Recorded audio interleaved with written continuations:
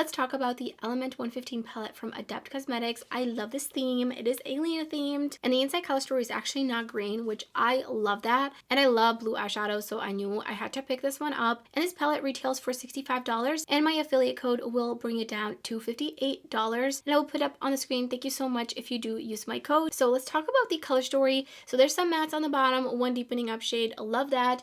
And then the rest are just some really beautiful special shimmer shadows, including 2 rainbow shades. Now, the only rainbow shades so far we have seen from Adept Cosmetics have been in the face palette, so the highlighter and cheek palette, so the Ketracel White, as well as the, oh my gosh, it's slipping my mind right now, the most recent one, I cannot remember off the top of my head, and those pans are larger, so this is going to be pretty difficult to get up in there and grab some of these shades. And their Seahorse palette did have like a tie-dye shade in the center that you could just kind of mix, so I think you can kind of mix these together based on what I see in the pan as well as the swatches. I would say there's about 5 multi-chrome duochrome shades, so I will be showing you some comparison swatches to those shades. And then I'm going to be creating 3 looks with the palette, including this one I have on right now, so let's get right into it.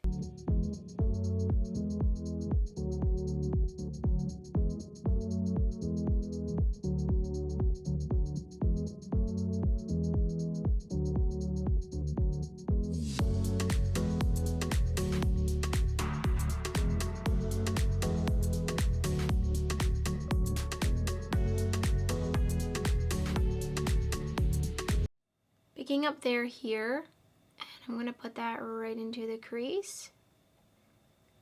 And also bring it underneath my lower lash line, just really blowing this out. Next I'm taking Propulsion, and I'm just going to put that into the crease, as well as the outer corner, and underneath the lower lash line. Just add a little bit of depth in here. Super pretty. Okay, so I picked up Reverse Engineer, and I'm just gonna slowly swipe that across my lid. Ooh, look at that. So pretty.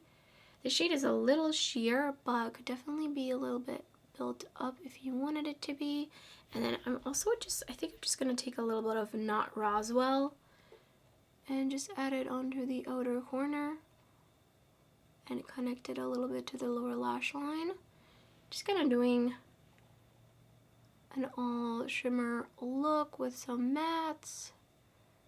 I really do enjoy deepening out the outer corner with some shimmer shadows. It's really pretty much one of the only ways I will use a darker shimmer shadow. So I do have quite a bit of fall, as you can see. So hopefully I can just kind of flick it up. I think that did a pretty good job. I already had some sort of sparkles there. I believe it was on my little puff that I was setting my under eyes with.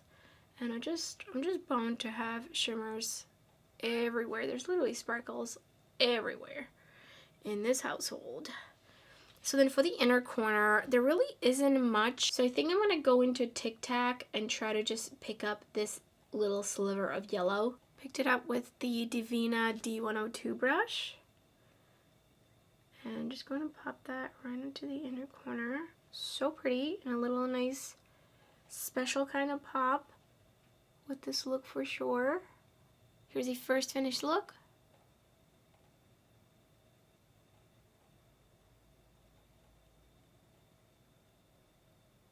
For the second look, I'm taking Commander, and I'm just going to pop that right into the crease. Oh, sorry, it's Commander DF.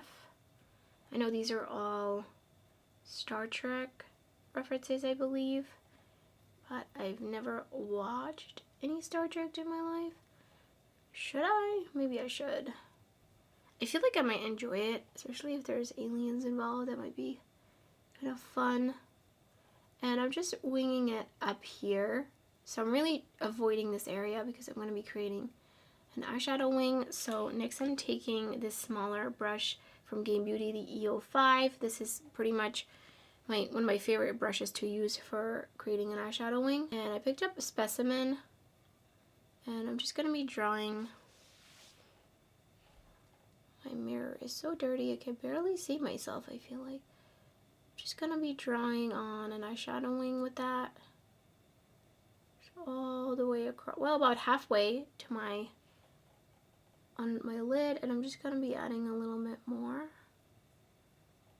And then underneath my lower lash line, just connecting. And then wiping off my brush. Gonna work on smudging that out a little bit more. Especially out here. Just the edges. And then I'm gonna take my brush and just flick it outward. No extra product.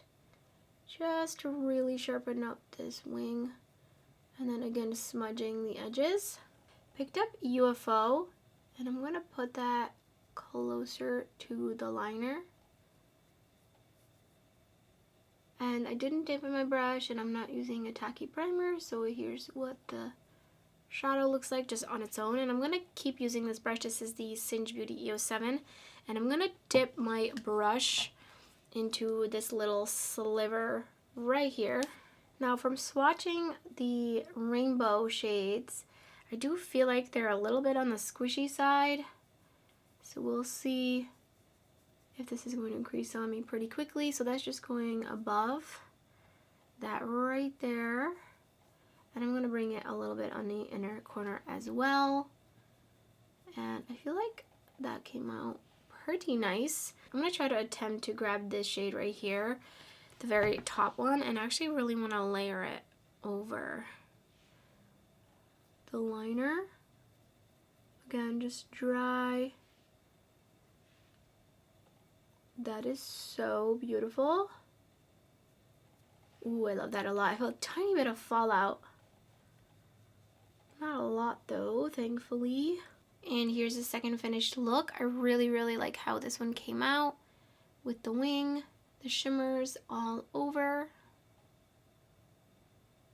Onto the third look, I'm using Specimen, and I'm going to create a kind of like a thicker version of my eyeshadow wing, but it's going to go up. It's almost like a graphic wing. Just extending it and bringing it up. So taking it underneath my lower lash line. And then packing on the rest of the area, just filling it in here. And I'm going to bring it up just a little bit and just kind of swoop it in. And then taking Conspiracy, I'm going to put that into the crease, but I'm going to start it on the inner crease and then blend it up and blend it out. And just mix it a little bit in here, but not too much. Going back in with just a little bit more. This shade is super punchy. Picked up a gimbal video, and it's just going to go up here into the innermost portion of my lid. Kind of contrasting a little bit against that teal. And then picked up Weather Balloon, and I misted my brush, and that's just going to go on the rest of my lid. I love, love the shade. This is such a beautiful kind of shade that has just so much dimension, and it's a little bit smoother compared to some of the other shades in here. Here's the third finished look.